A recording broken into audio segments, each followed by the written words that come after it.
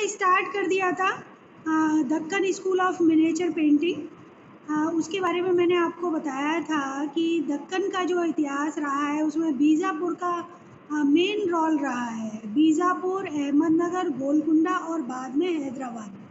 Starting में ये बीजापुर को 5 भागों में बीदर और बरार और इसमें शामिल हो गए थे, यानी बीजापुर, अहमदनगर, गोलकुंडा, बीदर और बरार। लेकिन आर्ट की फील्ड में अगर हम देखें तो ये 3 ही नाम सामने आते हैं, बीजापुर, अहमदनगर और गोलकुंडा।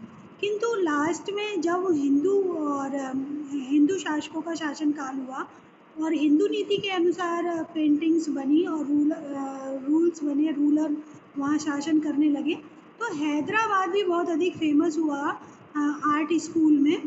तो बाद में इसमें हैदराबाद को भी शामिल कर लिया गया। तो 3 पेंटिंग आपके कोर्स ऑफ स्टडी में दक्कन स्कूल की हैं। स्टार्टिंग में ही कल मैंने आपको बताया था यूसुफ आदिल शाह के बारे में। 16th सेंचुरी 1489 टू 90 AD यूसुफ आदिल शाह का शासनकाल रहा था। इनका शासन काफ़ी समय तक चला और इनकी खास बात इनके शासन का ये था कि इस्लाम धर्म को और कुरान को और इस्लामिक ग्रंथों को इन्होंने बहुत अधिक महत्व दिया। और इनके टाइम पीरियड की जो आर्ट थी उस पर ईरानी, पर्शियन और तुर्की प्रभाव था। ये बात मैंने आपको कल ही बता दी थी। कुछ ग्रंथ ऐसे इस्लामिक हैं जैसे अनवर सुहेली है और यूसुफ जुलाहा है। ये कुली इंताब शाह के समय काल के बने लिखे हुए ग्रंथ हैं। इनके आधार पर चित्र रचनाएं कराई गई। ये बात मैंने आपको मुग़ल काल में भी बताई थी। हमजानामा, अकबरनामा और बाबरनामा से संबंधित और तारीख़ ख़ानदान तैमूरिया से संबंधित ग्रंथों के आधार पर मुग़ल शासकों ने भी चित्र रचनाएं कराई थी। इस्लाम धर्म में अपने ऐतिहासिक ग्रंथों के आधार पर चित्र रचनाएं कराना इस्लामिक कलाओं की विशेषता रही है। तो दक्कन में भी इसी प्रकार का कार्य किया गया और इस टाइम पीरियड के जो चित्र थे उनमें विशेष रूप से dark colour combination, red, green, blue, yellow, जैसा हम इस्लामिक बिल्डिंग्स में उनके ड्रेसअप में देखते हैं, वही रंगों की रंगत हमें उनकी पेंटिंग्स में भी देखने के लिए मिलती है। क्योंकि इस्लाम धर्म की जो पेंटिंग्स हैं वो चटक चमकीले रंगों के लिए वेरी फेमस रही हैं। तो इसके साथ ही साथ दूसरा जो टाइम पीरियड या दूसरा जो एक युग आया, उसमें जो सेकंड फेज़ के बारे में हम बात करेंगे। इसके बारे में कल भी आपसे चर्चा कर रही थी। तो सेकंड फेज़ में भी इस्लामिक शासकों के द्वारा शासन किया जा रहा था अहमदनगर, बीजापुर में। लेकिन वो शासक इंडियन कल्चर में रचे बसे थे।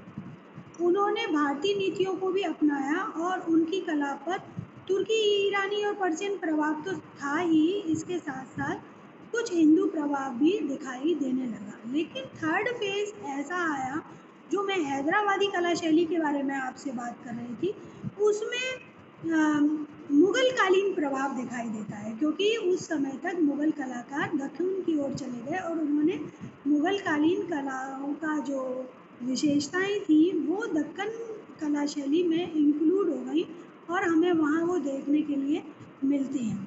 इसमें रोमांटिक सीन्स और इसे इंडियन कल्चर से रिलेटेड, मुग़ल कल्चर से रिलेटेड प्राकृतिक दृश्य, फूल, पत्तियाँ, पुष्प आदि को भी महत्व दिया जाने लगा और इससे रिलेटेड पेंटिंग्स बनाई गई। तो आज हमारा टर्न है रागिनी पट्टहंसिका का डिस्क्रिप्शन करने का। तो मैंने एक दिन बोला था कि आपको भी डिस्क्रिप्शन करना आना चाहिए। तो क्या आप में से कोई डिस्क्राइब करेगा इस पेंटिंग को? मैं शेयर कर रही हूँ स्क्रीन।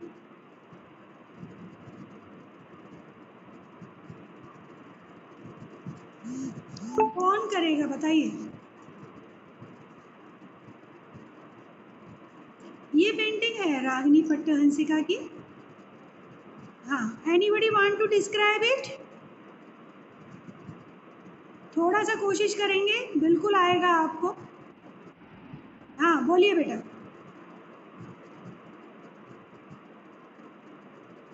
बोलिए।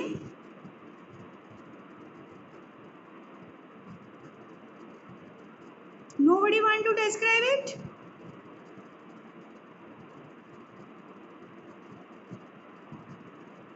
किसने बोला?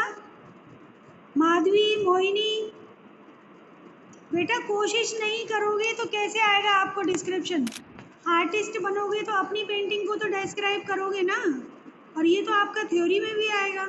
और इस बार भी मैंने आपको बोला था ऑब्जेक्टिव क्वेश्चंस आएंगे, लेकिन ऐसा नहीं है बेटा, टोटल सारे ऑब्जेक्टिव नहीं आएंगे, कुछ आपके डिस्क्रिप्टिव भी आएंगे, 1 वर्ड भी आएंगे, 1 मार्क्स के। Khushi, Lalita, Lakshmi, nobody want to describe it? चलिए मैं ही बता देती हूँ आपको। रागिनी पट्टहंसिका में जो अगर हम कंपोजिशनल मेथड से बात करें तो विषय को मिडिल बैकग्राउंड पर रखा गया है, मिडिल ग्राउंड पर रखा गया है, और बैकग्राउंड का पार्ट बहुत अधिक है। बैकग्राउंड काफ़ी बड़ा बनाया गया है, और बैकग्राउंड में बिल्डिंग्स दिखाई गई हैं जिन पर इस्लामिक प्रभाव दिखाई देता है। अपर पार्ट में कैलीग्राफी की गई है, डार्क ब्राउन कलर से लेखन कार्य किया गया है, बॉर्डर प्लेन है, और एक दरबार में राजकुमारी रागिनी पट्टहंसिका को बैठे हुए बनाया गया है, सफ़ेद रंग की पोशाक धारण किए हुए है, और उसके हाथ में वाद्य यंत्र है जिसको वो बजा रही है।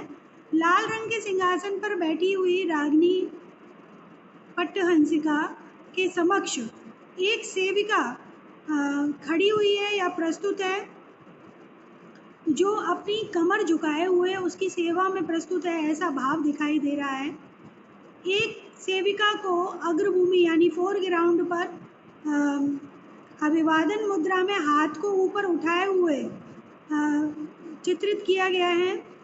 तीनों ही नारी आकृतियों को वेल डेकोरेटेड बनाया गया है, किंतु रागिनी पट्टहंसिका को ज़्यादा डेकोरेटिव बनाया गया है। उनके आभूषण और पोशाक में जड़ी बूटियों से युक्त बूटियाँ बारीक ब्रश से कारीगरी के साथ चित्रित की गई हैं, और फोरग्राउंड में एक पात्र यूटेंसिल जग है, और एक हाथी को अपनी सूंड उठाए हुए, जो एक टॉय के रूप में है, सूंड उठाए हुए अभिवादन मुद्रा में अंकित किया गया है, चित्रित किया गया है।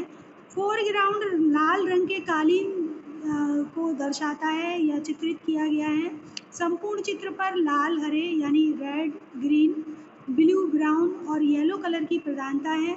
चित्र में कारीगरी और सूक्ष्म आलेखन यानी कि स्मॉल साइज के फ्लावर्स और पत्तियों को डेकोरेटिव वे में प्रिंट के अकॉर्डिंग बनाया गया है। और जैसे इस्लामिक आर्किटेक्ट में गुंबद का जो विशेषता होती है, ऐसी गोल गुंबद इनके आर्किटेक्ट में दिखाई दे रही है, और आर्किटेक्ट में ज्योमेट्रिकल प्रभाव भी दिखाई दे रहा है। तो अत्यधिक सुंदर चित्र है, और ग्रीन कलर के